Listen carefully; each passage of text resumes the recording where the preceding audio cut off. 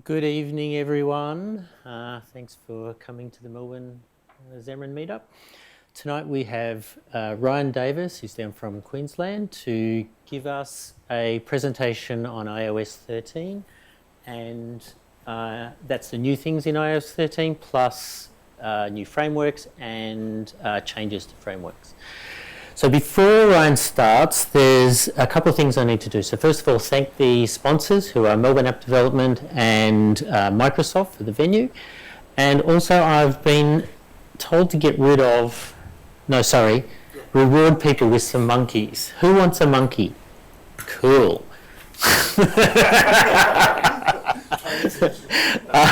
So I'll hand it over to Ryan to get started. Thank you. How's the audio? Good. I want a monkey. No, I have a lot of monkeys. Hello everyone, how's it going? Title of today's talk is not actually what's new in iOS 13.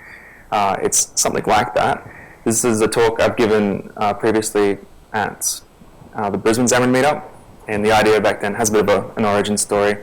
The idea is we had a talk already, but it wasn't a full-length one, and iOS was coming out soon, so I was like, I know, I'll just do a talk on what's new in iOS 13. And then I looked at what's actually new in iOS 13, and I was like, okay, we're just going to do some of what's new in iOS 13, because there's a lot of stuff.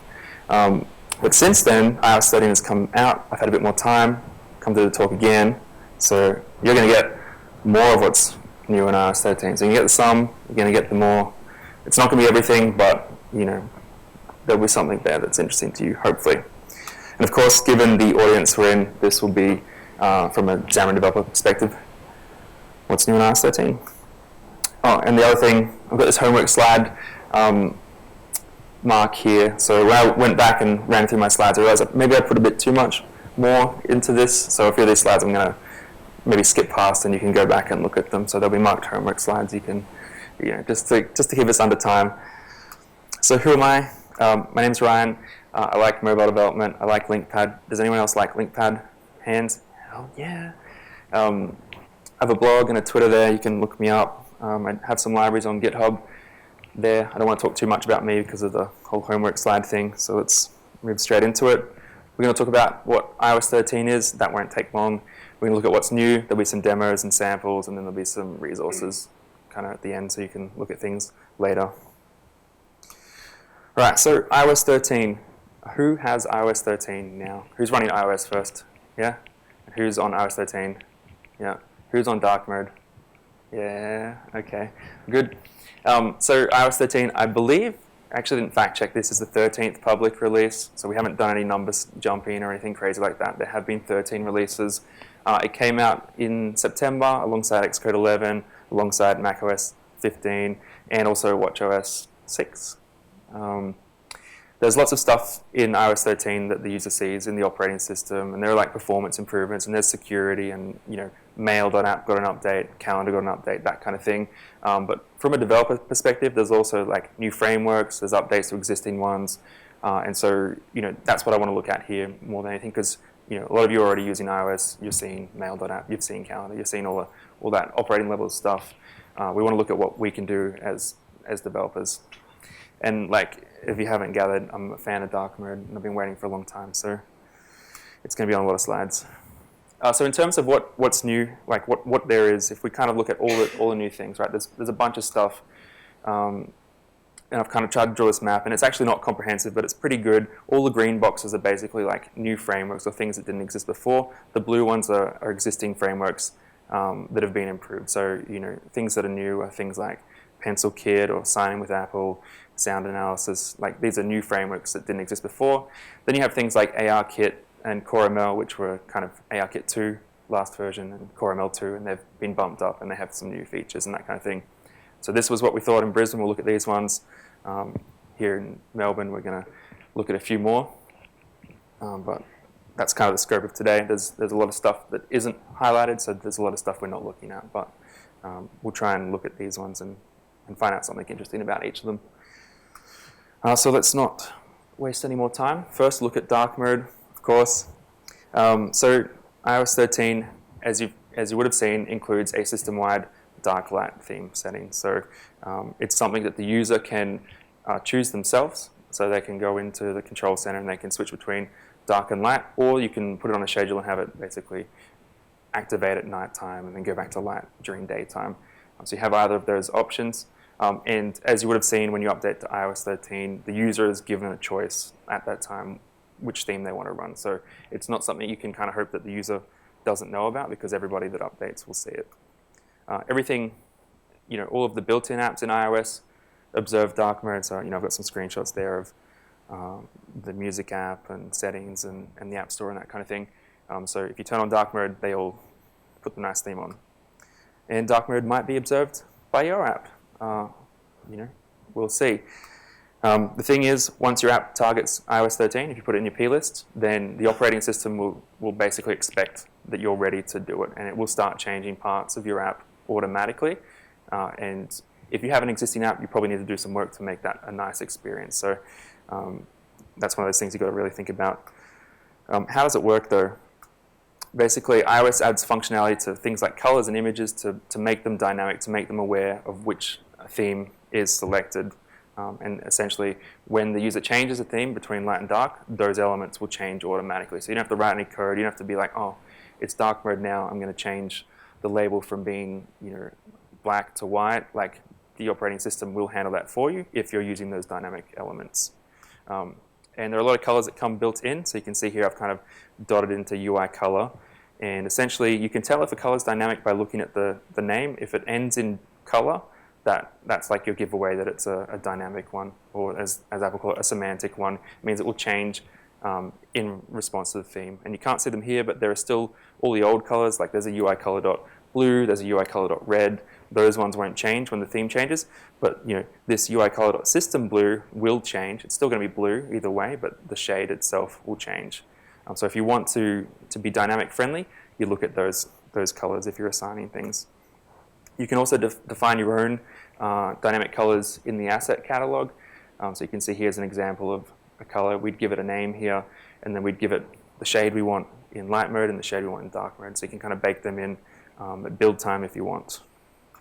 Some assembly required. This is a homework slide, so I won't talk too much on it, but like I kind of hinted at before, if you have existing apps, you'll probably need to do some work to make dark mode be nice. Like any use of non-dynamic color, anything you're using legacy, will need to be evaluated. So if you've gone through and set the label of set the text color of your labels to be black or to be like a dark gray, those things won't change when the theme changes dark mode. But if you haven't touched the background, well, the background might change. So you'll end up with a dark background and a dark text, and the user can't read anything. So it's things like that you've got to go through and evaluate and test to see that they work nicely.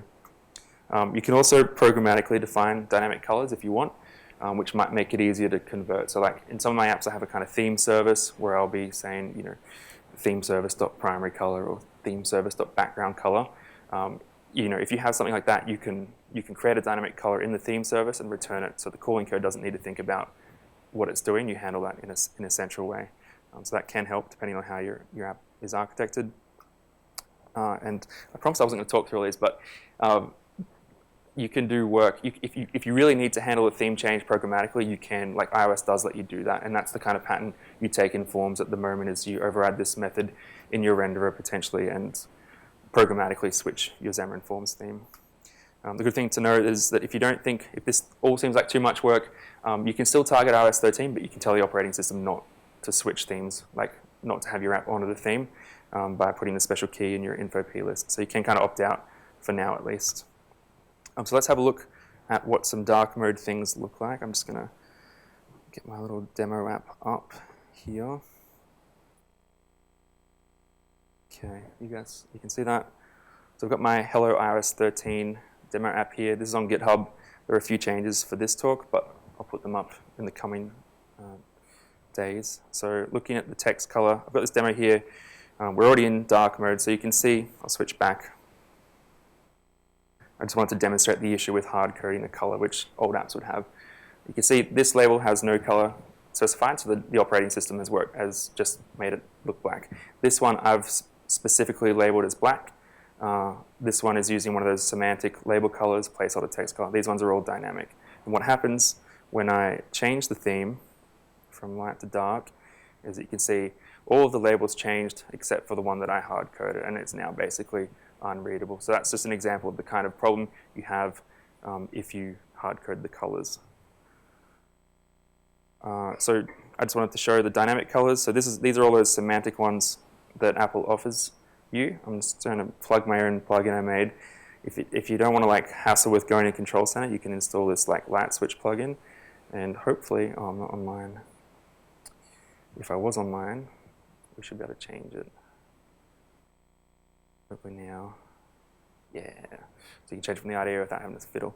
But you can see those gray ones, the dark ones are changing. The colored ones in the middle here, these are slightly different shades. These are the different shades of colors that Apple have deemed are appropriate for light and dark. So you should definitely use those to give your users the best experience. Yeah.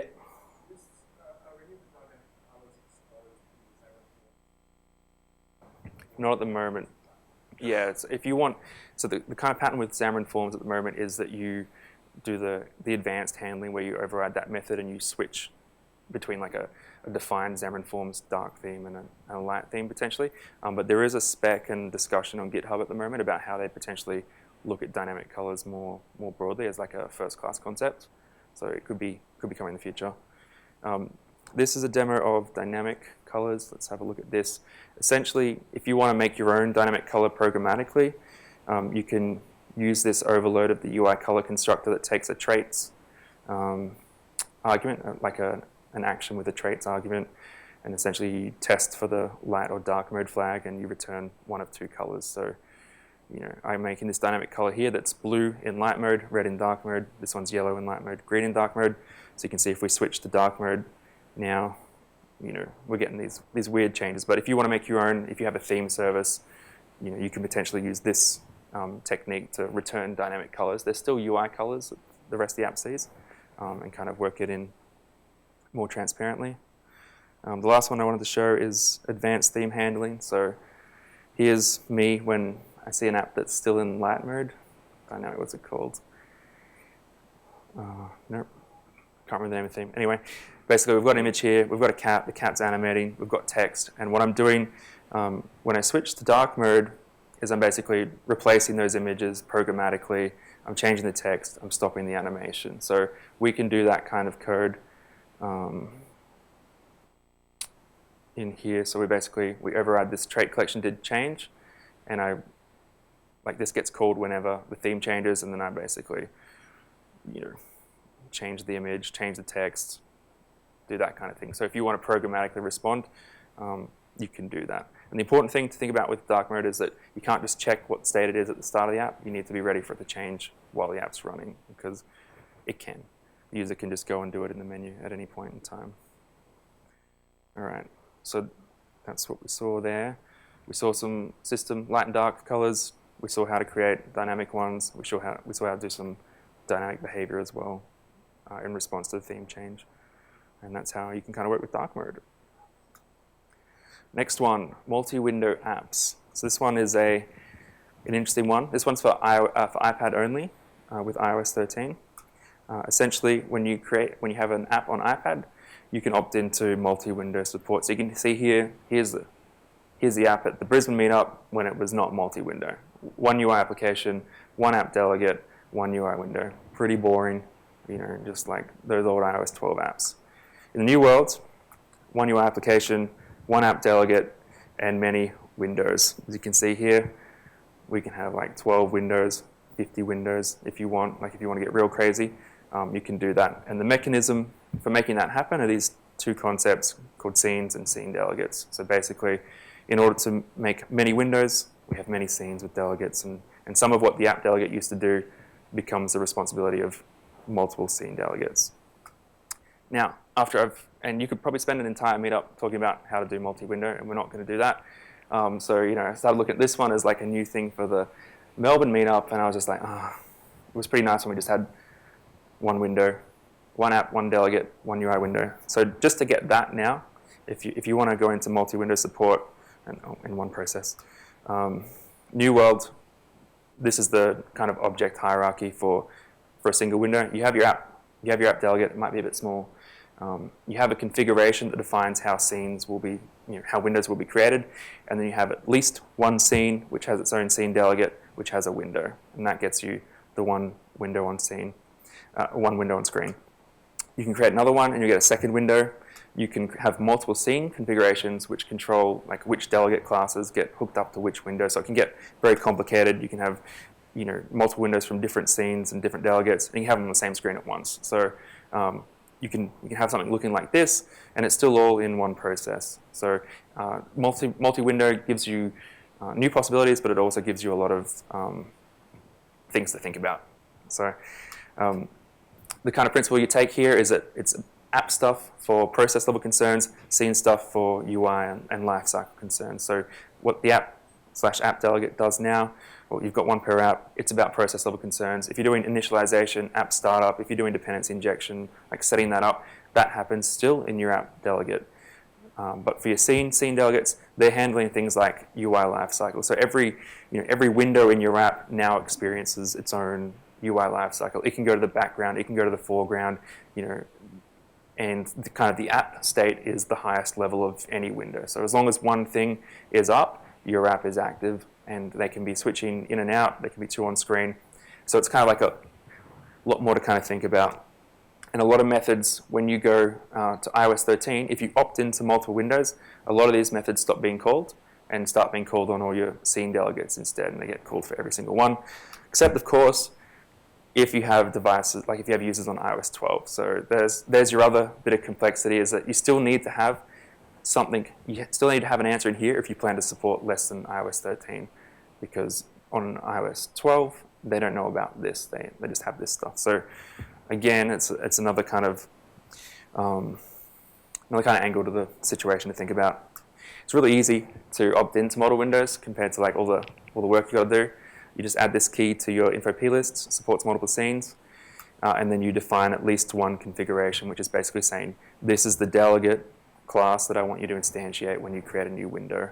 And if you make multiple, then you can kind of direct new windows to either to different ones, and then they can handle different logic. But it's valid to just have one. Once you do that, your user can start doing things like this: tap on pull up the bar, tap on the thing, and drag out a window. And I've dragged it into a floating position here, but they could drag it all the way to the right, and it would become like a split pane. They can change the pane, they can close the pane, and the window won't close. It'll just be in the background, but it'll still be there. If you show all windows, you'll be able to come back to it, and the user will expect to. You can create it programmatically. Essentially, it uses this concept of user activities, which is used across the operating system to basically, it's kind of like an intent in Android to bundle up the thing that you want to happen. So, I've made a user activity that's like open the detail screen, and then you give it some info. This is the type name. Essentially, this gets passed to the delegate. The delegate goes, what activity did I get opened for? Oh, it's to run this demo. And then it creates a type and does it. And you use this method called request scene session activation to actually say to the app, hey, can you open a new window? This probably should have been a homework slide and have a bit more time on it. It's kind of, you really got to kind of dig in to make this fun. But you can do it programmatically as the takeaway. Another way you can create new windows, you can set up drag and drop. So like if you have a table view or anything draggable, you can basically make it that the user can tap and drag and pull it out. So if you have like an email client or something like that, you want to bring a mail message out into a new window, you can set that up. Again, it uses the user activity principle, but basically works it into the drag and drop item provider, drag item concept. And so when you set it up like this, you're telling the operating system that the thing that's being dragged can turn into a new window, essentially. And so when you drag it, it starts becoming a window there. The last way, this might not be the last way, but the last way I have is using a shortcut item. So if you put a shortcut in your info plist, you can have this turn into creating a new window. So a shortcut appears on the icon when you tap and long press. Got this REPL one here, and when I tap that, okay, it opens up. And this is the case of using a different scene configuration. So there's a dedicated scene configuration for handling this REPL shortcut item that makes sure there's only ever one REPL. So if the REPL was open, it will bring it to the front. Otherwise, it will create the new window. So lots to consider as a homework slide. Basically, what you want to take away is like if you have an existing app, you've probably in various places encoded the idea that there's one window in the application because it makes certain things easy. Like I've got lots of code that goes, UI application, shared application, delegate, window, and then looks down. But that if you go into a scene-based architecture, that window will always be null. So you need to kind of rethink those considerations and what were you trying to do when you were looking for the main window, because there is no main window. Maybe you're looking for the active window, or maybe you were looking for all windows. You have to kind of look at each piece of code and decide what you meant to do.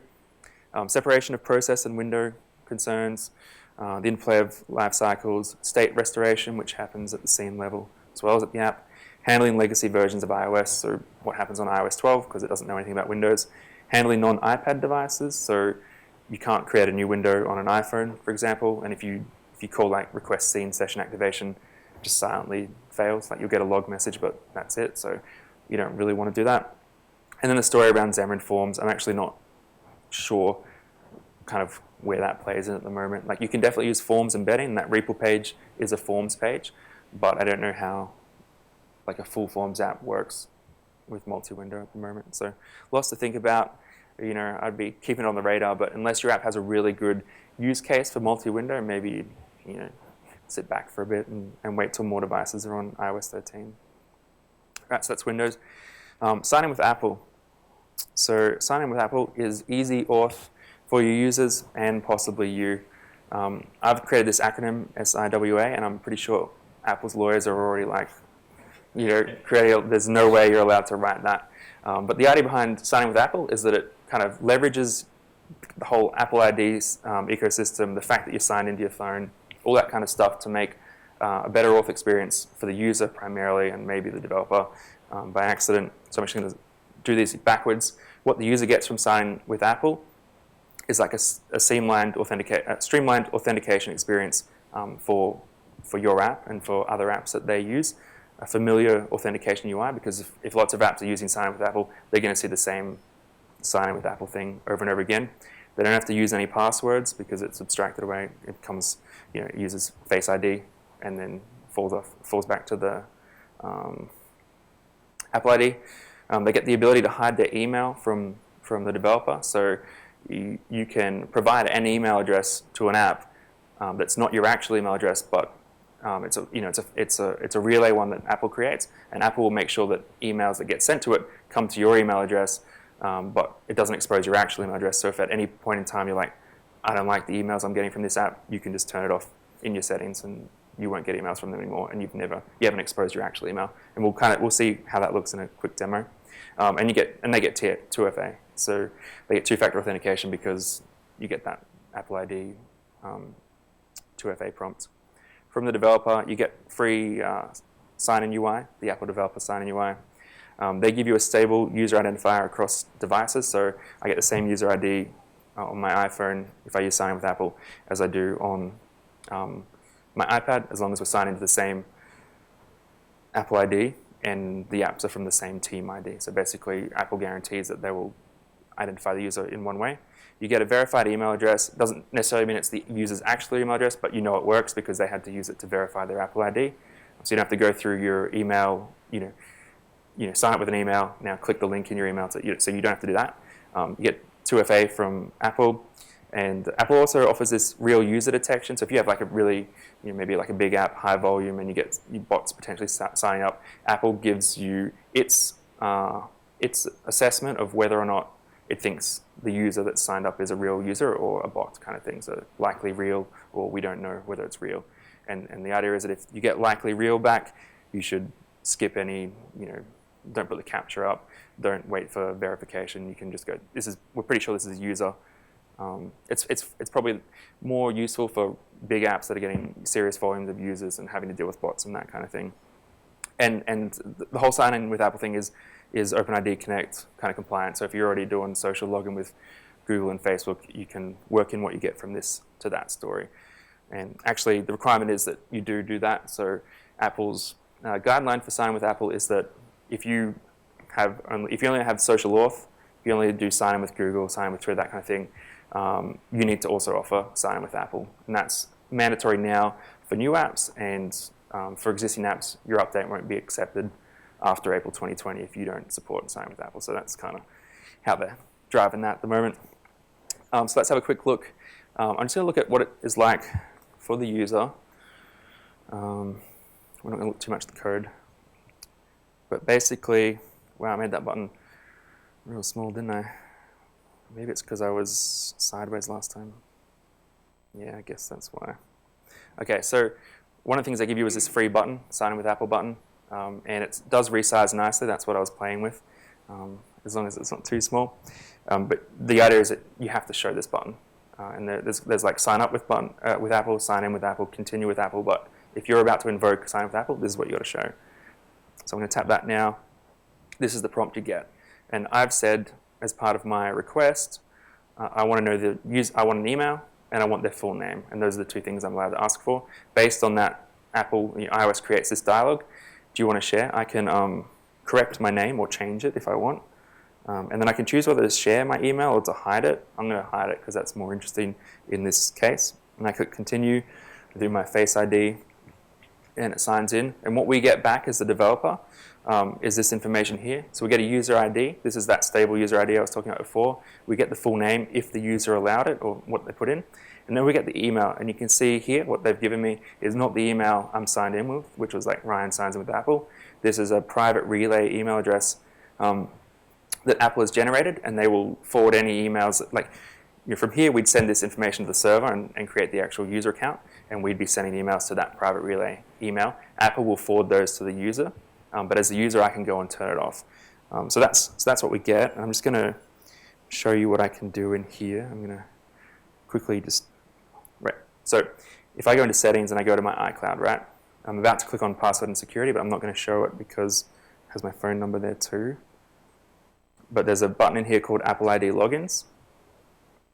And so when I go into there, I can see all the apps that have used Sign In with Apple here. Right now it's only Hello iOS 13. And if I go into there, I can see kind of what I've given, like what the setup is for them. I don't know if I'll make this bigger, sorry. So basically you can see this app got this email, the private relay email, and I can, at any time I can say stop forwarding me the emails that get sent to that. So I can say, no thanks, I've had enough of that. They're spamming me.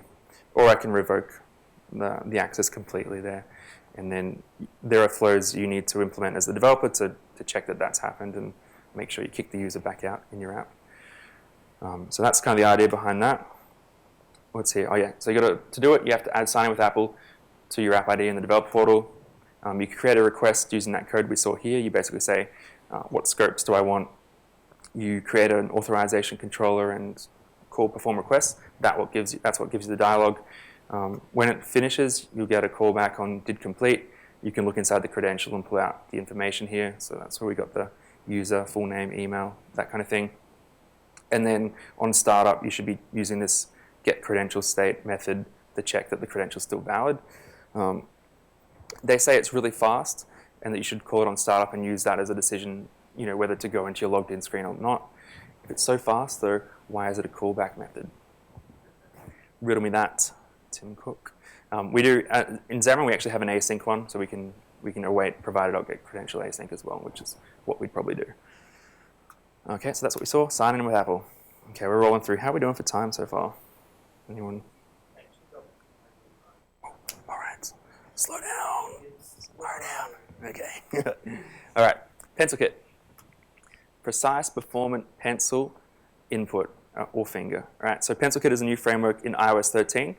It's a high-performance input framework that lets you as a developer give users the ability to do drawing and markup with nice tools without writing much code. And it is optimized for Apple Pencil, but it doesn't require it. And I went and watched some videos on Apple Pencil. It's pretty impressive what they're doing. I was like, oh, it's just a really expensive pencil, but it's all about kind of reducing the latency between drawing on the surface and getting the input so it actually feels like a physical pencil. And they do things like stroke prediction and that kind of thing to make it feel like this is the most amazing pencil you've ever digitally used. And so it's designed to work with that, but you can just draw with your finger as well. It uses familiar UI, so if you've ever marked up a photo in the Photos app or made a change to it, you've probably seen controls like this. So basically, Pencil Kit gives you, the developer, access to embedding this in your app. And it also has support for dark and light mode and things like that. So some of the colors are actually dynamic and change depending on the theme. So that's kind of a cute little aspect of it. It comes down to really two classes. It's pretty simple in terms of what's there, and you get a lot of power out of it. So the first is this PK canvas view. The canvas is like the drawing canvas, right? It's the thing that if you put it on the screen, you can start drawing with the pencil or draw with your finger, and it will start creating a drawing. As the image changes, you can get callbacks via a delegate, so you can see the image being updated if you need to do something with it. It has this kind of part bitmap, part vector representation where you can get the bitmap data, but you can also do vector style interactions with it, like modify individual strokes or change the color of independent strokes even if they overlap and that kind of thing. And like I said, it's dark mode aware. Second part is this PK tooled picker. So this is the thing that you give to the user to actually make them change it. It can float, it can dock. The user can move it around without you having to write any code. You get all these tools. You get undo and redo for free.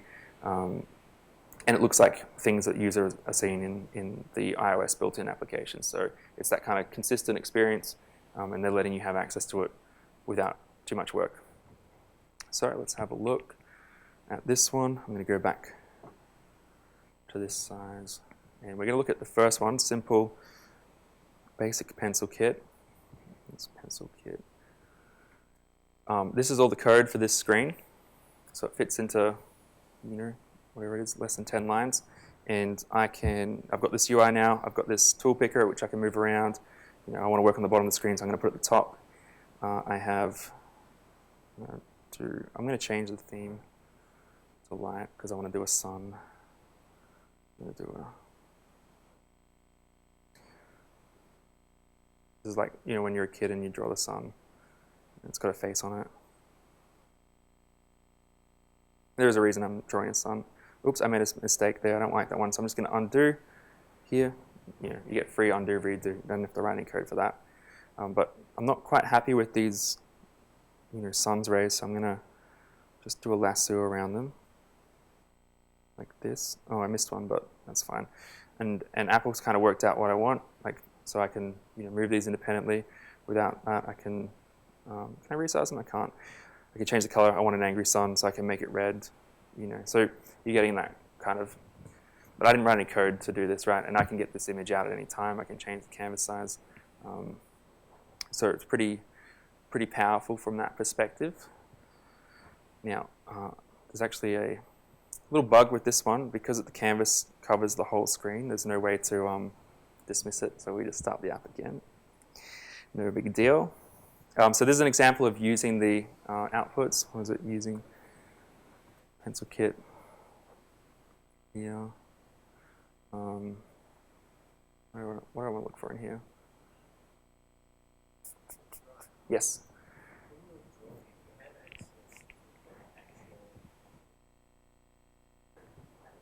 I haven't seen that, but I haven't looked that hard. You can definitely get that bitmap. You can probably get a vector representation as well. So this one I'm demonstrating just doing something with the image. So basically we've got this on-image callback, which is just wrapping around the delegate. So I'm saying every time there's a change, I'm going to make the background of this screen a pattern of the image in the box. So we've got a small box and it'll be patterned across there. So I want to do a space scene here. So I always forget which order to do the tools. So just make this really dark like that. Do some stars.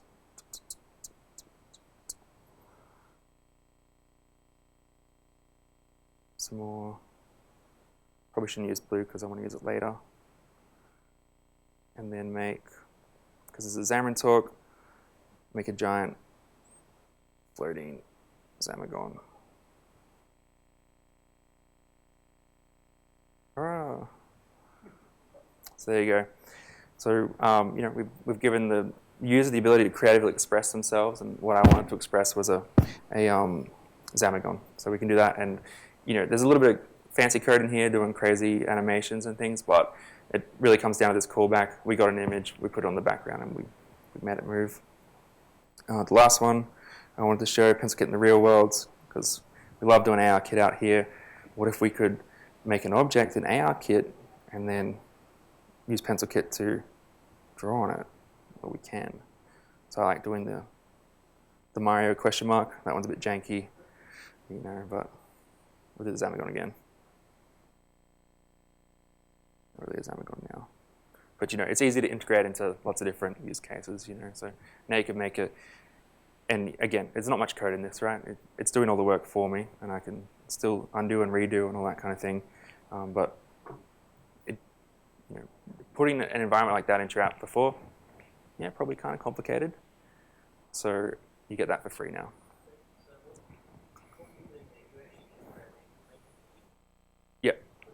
Yeah, texturing so I had a box, and then just texturing it with what we drew out of there. Yeah. So this is what we saw. Pattern background. We did the box thing there. I've done that before. All right. Since we're already doing AR, we might as well keep doing AR. So AR Kit 3 we're at now. So the third iteration, we're augmenting the augmented reality framework. So there are kind of a few key highlights here.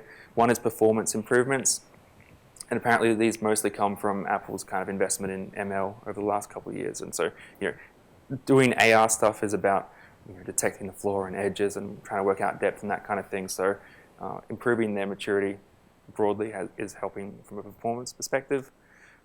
There's features aimed at improving the user experience. So, doing things like coaching the user to set them up nicely for an AR session, because the performance of AR depends a lot on kind of what your world tracking is like and have you detected a good surface and stuff like that. So they've added some things to help with that.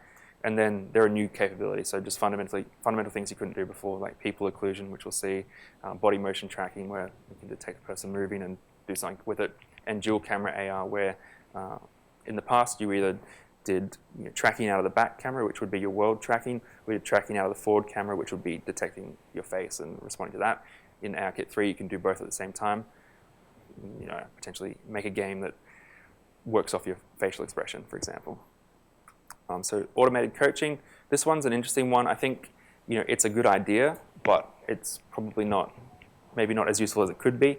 The idea is that you can set up a coaching overlay and give it a goal and say, basically, I need the user to detect a horizontal plane, or I need them to detect a vertical plane, and I want you to tell them what to do until that happens. And then you set up a delegate, and basically when to deactivate gets called, that they hit the goal, and you go, okay, now we're ready to do our ARKit stuff. So we'll have a look at that. Open this up. I'm going to try to do this tethered, which might be a bad idea. But if I open this, you can see at the top, I've got my goal. Maybe you can't see. Let's make this bigger. So at the top, I've got my segmented control that's choosing the goal. So if I say that I want to detect vertical planes, like a wall, then we get a goal thing. So it's come up and said, okay, what you need to do is move around, and I don't know if we're actually going to capture a wall in this light, because it suddenly got very dark. So maybe we'll do the floor. Light is pretty important for ARKit, so maybe we'll get some lights on. Okay, so you can see now we've detected the floor, and I'm painting over it, and the coach went away. Okay, so it's kind of good, but what I'd like to see, I think the way to take this further would be to let me as the developer say, I need you to detect a plane that's at least 1 meter long and 2 meters wide. Give it just a little bit more that way, because just detecting a plane isn't necessarily enough. You've got a little bit of ground that's not necessarily enough for my demo to work well. So I think that could be extended in the future potentially, but it's a nice idea, because if there are a lot of AR apps on your phone, you're seeing this UI, you're getting familiar with this initialization. It's a consistent experience for the user. The next one, people occlusion. We're going to need a volunteer from the audience. So the idea here is that in the old ARKit, in ARKit 2, whenever we put some 3D content in the world, if we put a box down, or we did a floor as lava thing and painted over the ground, that what was on the screen would always be on the top of the screen. So if a person came in front of it, they'd always appear behind it, right? And that kind of ruins the illusion. We're trying to go for convincing integration of 3D stuff, and then suddenly everything's behind the 3D content, even though it should have been in front. So segmentation is about kind of detecting objects or people, in this case, in the scene, and then being able to kind of occlude the virtual stuff appropriately. So if you're in front of the floor that's lava, then you get drawn in front of it. Like you don't, so you get something that's like realistic. To turn it on, it's really easy. You just add this frame semantics. It's a new property, person segmentation with depth, and that will detect people and virtual content and kind of interdisperse them. It's only available on basically every phone after the X, so not on my phone, but like the XR and the ones above that. So if you try and call this on those, it crashes, so make sure you check that it's supported first. And you can also get access to the depth buffer, the depth data and the segmentation buffer. I don't actually know what they are, but when I put them into an image, like if I put the values in an image, you can kind of see what's going on, so that was pretty cool. So we'll do a demo for this one. I'm going to need a participant from the audience, if anyone is willing. All you have to do is kind of stand in front of the thing. Yep. For now, just stand there, and I'm going to try and do the floor as lava. I'm looking for segmentation. Might go sideways again. Wow, it actually was lava. It's random, so sometimes it is lava, sometimes it's not. Okay, so you can see here the ground, and what's going to happen is when we go over, if you walk forward, I expect you to be on top of it, but you can see, it's always covering you, and it's making me unhappy because I thought the floor was lava, but now what I realize is it's a pool and we're all going to drown. Okay, so we don't like that. If you go back again, I'll start again. This time I'll turn on segmentation, right, and we'll start detecting. And it's actually, you can see it's kind of detecting people. We need to detect some ground first. So, okay, we've got some green one. This time, if you walk on it, yeah, it's okay. You can see what it's trying to do. It's probably a little bit confused by the people next door. So maybe if we go over here. Okay, not as good as it's performed in the past, but you get the idea, right? So the idea here is that it should be able to detect the person and then, occlude the content correctly. That's actually the worst I've seen, but it also does things like hands sometimes. It almost seems like it's just off by a little bit. Did you get the idea? Thank you for your participation. That's the idea, yeah. Now, it doesn't take much to turn that on in terms of, it's like one line of code, but it does have a big performance impact. That's why you can only use it on newer devices. So you only use it if you need it. And it seems like we needed it in this case, and it didn't come through, so a bit disappointing.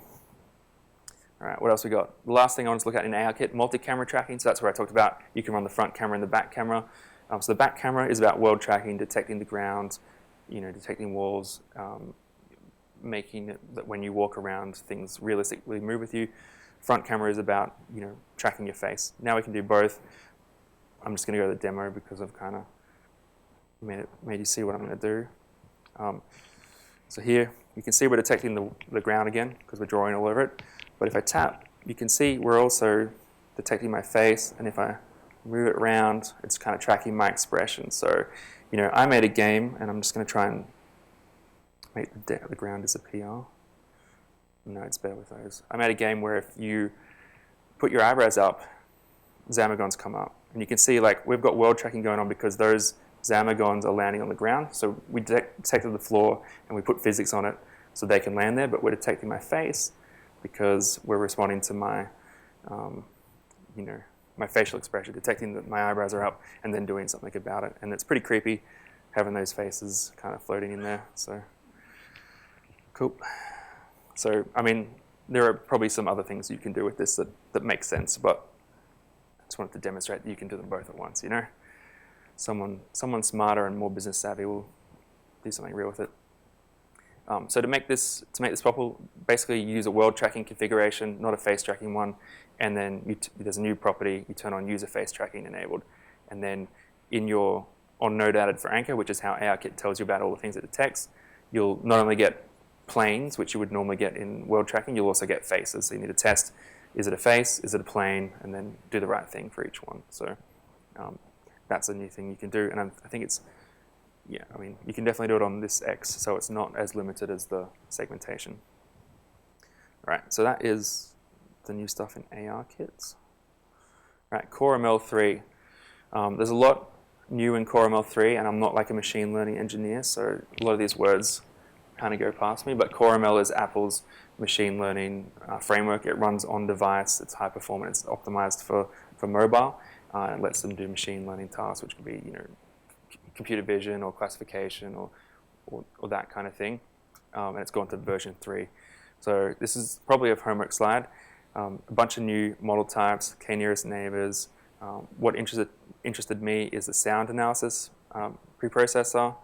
They added many new neural network layer types. And the idea here is that they're trying to make CoreML a model format because it's performant on mobile device. They're trying to make it something that you can convert any other machine learning model to. And so there are lots of people out there doing research and creating these new types of models. Apple wants CoreML to be a viable target, and so it needs to kind of improve the number of layer types and the kind of operations that the neural network can do so that it can be a target for these models. Because if they're doing something crazy, you need to be able to represent it in CoreML, which means you need these new types. So they added like 100 new types, and they had 80 before or something. So another kind of key highlight is mutable models. So the idea that you can ship a machine learning model with your app, but then you can have that model be retrained based on users' data. So if you have like a preference model, like a Netflix kind of recommendation model, but then you want to incorporate user behavior into that, you can retrain the model with actions that your user has taken without sending the data off the device. So you can do it while you're offline. You can do it without exposing personal data to the cloud. Like it's that kind of whole privacy thing. Like you can provide a personalized recommendation experience or machine learning model without exposing the data. So they let you do that, and they've made a lot of kind of concessions, or because models take time to train. Basically, if you want to do a mutable model retraining, you can run in the background for whatever 10 minutes or something without being shut down. So they give it priority to just run if you want to train a model. They've made improvements to CreateML, which is like their graphical user interface for creating machine learning models. So it's like a drag and drop, piece it together and it'll train a model for you. And then they've made improvements to Turi Create, which is like the command line version, which is very configurable, and you write it in Python and that kind of thing. I took a look at CreateML and the new sound classifier template. So it's like a wizard-based flow. You say, what kind of model do you want to make? Image classifier, object detector, sound classifier is one of them. I was like, okay, let's make a sound classifier.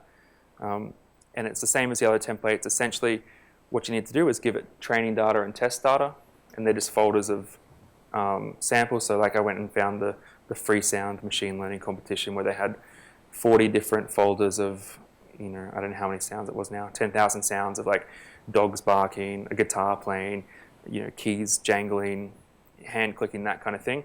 And basically you split into test and train, and you say, here, train on this, use this to validate, and then it trains a model for you to recognize sounds, so that if you make one of those 40 sounds, it should be able to tell you which one it is, right? So that's the idea. I wanted to make a model that not only detected these things, but also detected me. So I was like, where am I going to get an hour of my speaking from? And the answer was from the Introduction to ARKit talk from here a couple of months ago. So I downloaded that YouTube video, sliced it up, put it in. We'll see how it went. So yeah, I said you put test and test, train and train. It can take a long time to train. Like it can take more than an hour, depending on how many samples you have. And you can kind of watch it improve in accuracy. And at the end, it gives you the stats. You might be able to see this, but we got reasonable stats here. The thing with this, what I found out after when I looked at this data set, is that some of it was manually labeled, some of it wasn't. Like it wasn't validated. So there could be some sounds that aren't guitars in the guitar folder. So it's not like perfect data. We could be training it on interesting things. But it gives you the results. You can you can clone this and put different data in and see if you get better or worse results. So you can kind of stage your model here. But at the end, and you can test it on, you can just click record microphone and start making sounds and see what happens. At the end, you can export a model which you can then include in your app and use it to actually detect things. So let's have a look at that. Here, we're back in here. That's a good question, and this is a good representation. So this is the actual model. So it's looking like 8.4 megabytes there. So it's substantial, but it depends. Depends on what kind of thing you're doing. You could also download the model afterwards, like when the users, like you don't have to bundle them with the App Store. Let's have a look at this. Nope.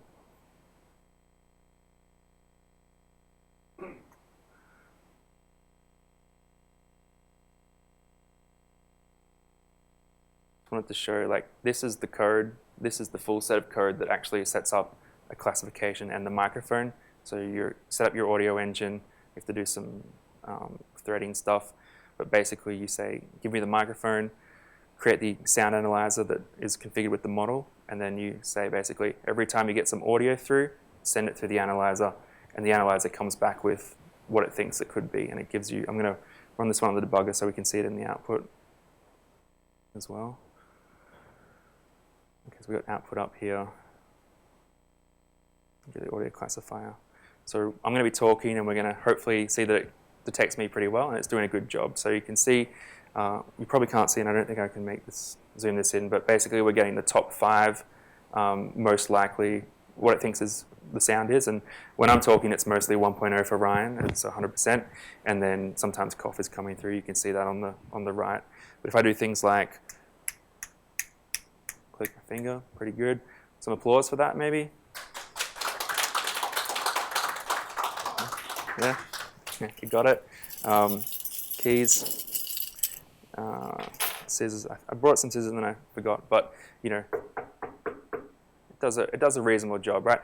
What I found with this is that you get quite a lot of false positives, and you don't, like, I don't mind if there's not a prediction, but it's when the confidence is high but the sound is wrong. That's kind of what you're not looking for. And so I tried to do some smoothing of the results, but it could definitely be improved, because you see like cough coming through or bark coming through. If I bark like a dog, it works. Like, I'm not gonna do it on mic, I'm sorry, but it does work. But yeah, so it's pretty cool. And the other thing with this is, you know, the model we trained was based on samples that were designed to be fed a sound and recognize the sound. What we're doing here is actually streaming audio, so it's not necessarily, you know, I don't know, it might not be set up in a way that's conducive to streaming audio. So that could be another reason why we don't get perfect results. But it does do a pretty good job of detecting me here presenting based on me being here presenting last time. So that's pretty cool. Yeah.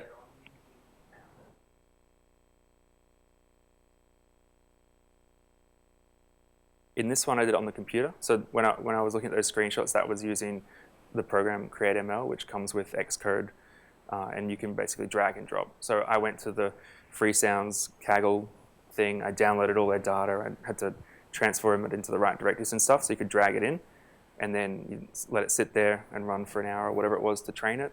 And then it exports a model, which you load into, which you just drop in here. It's like, there's support for it in Xamarin, in Visual Studio for Mac. Like, when you drop it in, I'm trying to find it. I can't make this pane go larger today, but basically it generates all this code for you. So it gives you like a strongly typed way to access the model just when you drop it in. So there is some support for it in here. Like, to get the model, I called list.load model or something like that, and it was written for me. I didn't have to think about where the paths are and make it work. So yeah, that's not what I'm demonstrating here, but you can do that. Yeah. Yeah. Yes, exactly. Yeah. But not every type of model is supported for retraining. So I don't know if sound analysis is, but I think as time goes on, they'd add support for more types of models. Yeah. But if you want to use that, you have to create the model in Turi Create and get your Python on and mark it as retrainable. And it looked like a lot of effort, too much effort for the demo. So yeah, I mean, not for you, but just, you know, time constraints and that kind of thing. So yeah, that's a demo of sound. So sound analysis is brand new, that framework, and being able to create sound classifiers in CreateML is what's new in iOS 13 from that perspective. So it was worth having a look at. All right, last thing, core NFC. So substantial expansion, in my opinion, and it's not that well informed, to the NFC offering. So NFC, near field communication, it's your Apple Pay, but as developers, we can't do Apple Pay. It started out quite limited on iOS, so if you ever talk to your Android friends and they're out there doing everything with NFC, you're like, I can read NDEF tags. That's kind of where it started, quite limited in iOS 11. In iOS 12, they added background scanning, and this kind of works in with Siri shortcuts. The idea that you don't have to unlock your phone. If there's an NFC tag on the wall here, you can put your phone there. It'll detect it and potentially trigger a shortcut. Something like home automation. You might put a tag up, and when you put your phone here, it turns the lights off or it turns them on, that kind of thing. iOS 13 added a bunch of new stuff. First was the ability to write these NDEF tags. NDEF stands for something data exchange format, maybe NFC data exchange format, but it's kind of like the QR code equivalent of NFC. So you encode like a URL on it, or you encode some text on it, just like a little bit of data, and the idea is you read it, and then your app does something with it. In the past, we could only read. Now we can write. So there's this new NFC NDEF reader session that you can use to do that. You can query NDEF status. You can write messages. You can lock a tag. The kind of takeaway I got is that you can create an app that makes tags that are compatible with Siri shortcuts. So if you're like the home automation vendor, you don't have to have your user buy the tags, off you that are pre-configured. You can have them kind of potentially, write their own and trigger their own shortcuts. Give power to the user. That might be a use. Another big feature, big highlight, is native tag access. So I'm no MFC expert, but different types of cards, like your train card or your government ID, they all have different tag protocols or formats. They adhere to different standards. And with iOS 13, they've added the ability for you to kind of talk the language of those tags and send them commands, work with them at a kind of more detailed level. There are these various standards that are supported. They're just numbers. To me, electronic IDs, transit cards, things like that. You still can't work directly with payment cards, so they're still restricting this, but it's a big, for people in that space, I get the impression it's a pretty big change. You can also access the UID of a tag, so every tag has an identifier burned into it, and so being able to tell whether one tag is different from another is kind of useful. This stuff is interesting to me, but like what I really care about is Amiibo. So Amiibo are an example of an NFC tag. They're not toys, they're collectibles that you can, use them with your Switch and you get in-game bonuses, right? So in the past, we couldn't do anything with them with iOS 13. In the future, we can do things like interact with their protocol. These things use like a protocol called MyFair, and we can send MyFair commands to the tag and make it do stuff or read from it. So that's what I wanted to do. Do a quick demo. Essentially, we use this thing called NFC tag reader session. We have to tell iOS which type of tag we want to detect. So there are a few different polling options. This is the ISO 14443. As I'm sure you all know, that's the MyFair protocol. You pass it in a delegate, and the delegate will give you callbacks when it detects tags or when there's a problem. So when it detects a tag, then you've got to start doing your work. In order to access the native protocols, you have these new methods. Here it says like get Felica tag, get NFC MyFair tag. That's one that we want for MyFair. And then you can basically send commands to it. And the commands, it helps you, but it doesn't do all the work for you. So if you go and look at a spec sheet, which I did, it's like the fast read command is 0x3a, and then you send a start address byte, and you send it. So it doesn't expose like a dot fast read. It exposes dot send command, and you still got to do some work. Like you've got to work out what the command is. Basically, we pass in these arguments. It still does things like handle checksums and all the protocol interactions. So it's helping you out. It's not giving you everything. You've got to go look at the sheet. That's what we did. So we're going to see if we can read an Amiibo. One thing about NFC is that it's only on the phone. It's not on the iPad. So we're going to switch to the phone now.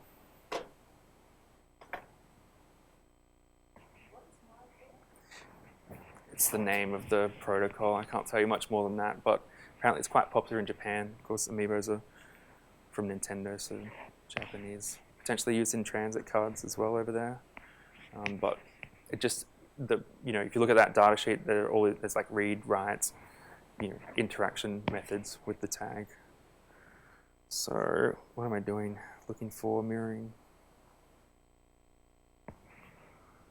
Can move this away. 7954. Okay, so I have a couple of amiibo here. Of course, you know, I'm an adult, so I don't just collect them. I get them for demos like this, you know. But you can't just have one, because like, what if it was just luck? You need to make sure you can read them all. Okay, so anyway, I'm gonna. Oh, this thing where like it launches twice, and the first time was under the bugger, the second time wasn't, and then you start again, and you're under the bugger. So for this one, I want to keep the logs up, because although we can read an amiibo, sometimes it works better than others. Maybe I'll just close this and reopen it. Or maybe we'll be flying blind. Yeah, I know it's already installed.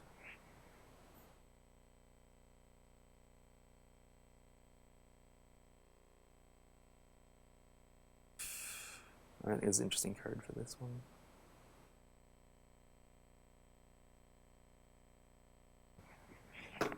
Give it a chance. We might have to go without the logs, which is going to be scary.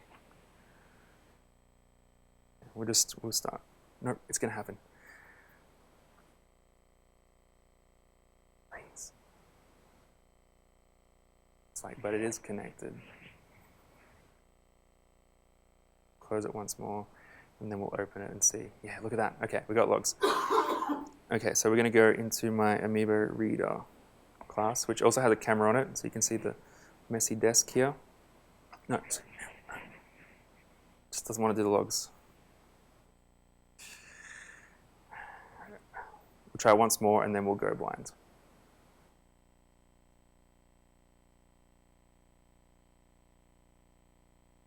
While I'm here, I'm going to clean my...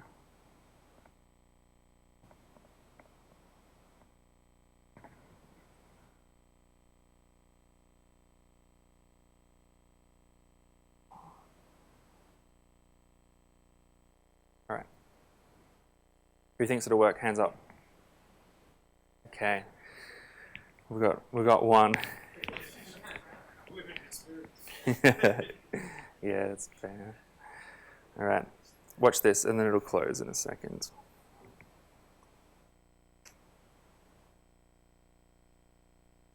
Really don't want to do this without the logs, so we're just gonna try. The thing is, sometimes it doesn't read, and so it's nice to have the logs with the feedback.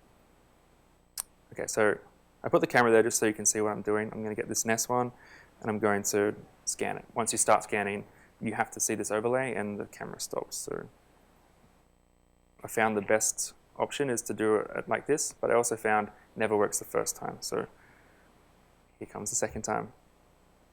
And we'll hope for a read. Usually what you'd see with the logs is like bad, like it detects it and then doesn't read the whole thing.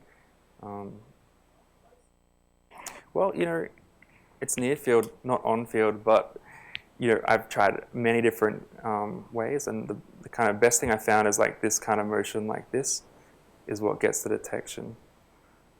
And I was saying before, I was like, why did I end with such a risky demo?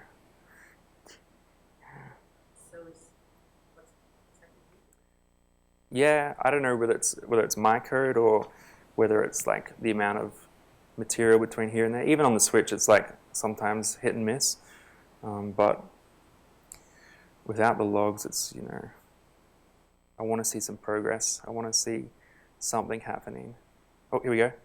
This is feeling good. It's Lucas. It is Lucas. All right. Do we try my luck and I try another one? All right. We're going to try Ness as well, because it's not fair to do Lucas when Ness was in all the games. So yeah, look at this. You know, it's like it's doing pretty well, right? Okay, so we got two. So I've kind of captured these amiibos, and what we did, we can't see the data, but we actually read the entire tag using the MyFair protocol to read all the pages out.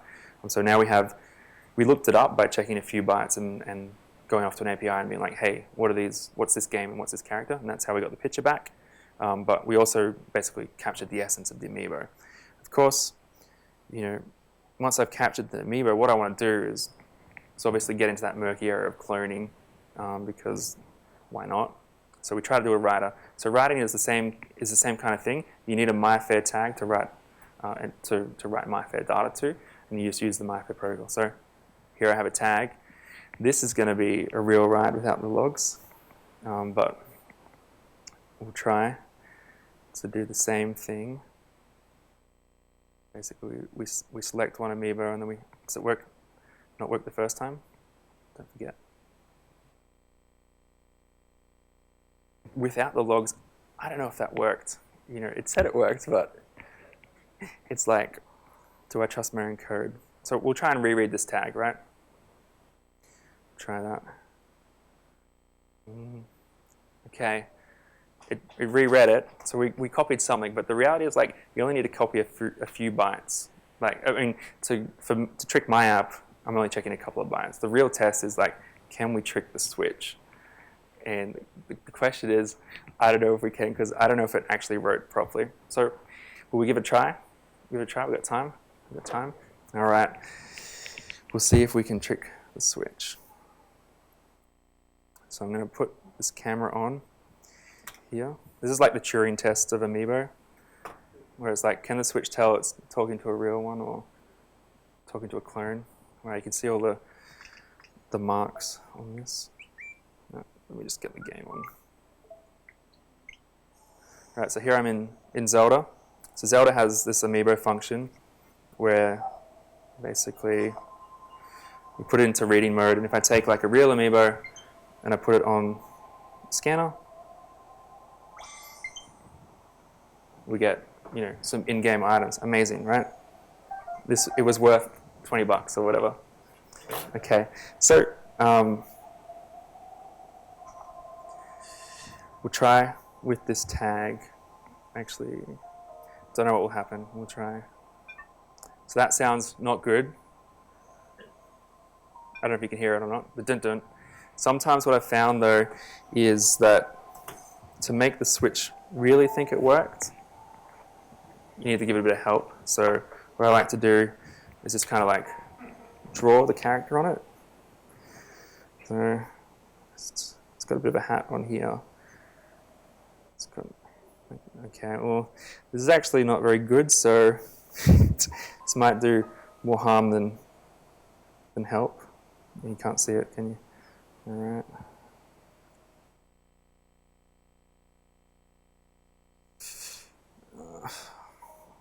What do you think? Look, close enough. We'll let the switch decide. All right, so we're back on here.